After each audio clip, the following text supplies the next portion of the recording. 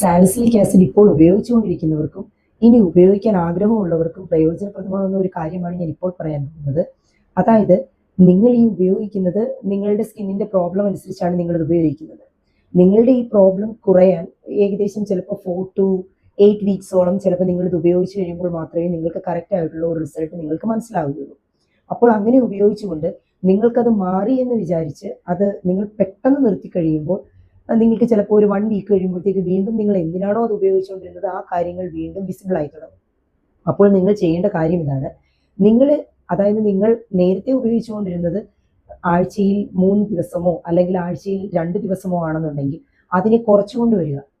For example, ഇപ്പോൾ ആഴ്ചയിൽ 3 ദിവസമാണ് നിങ്ങൾ ഉപയോഗിക്കുന്നതെങ്കിൽ അത് പതുക്കെ ആഴ്ചയിൽ 2 ദിവസമാക്കുക, പിന്നീട് അത് ആഴ്ചയിൽ 1 ദിവസമാക്കുക, പിന്നീട് അത് നിർത്തുക.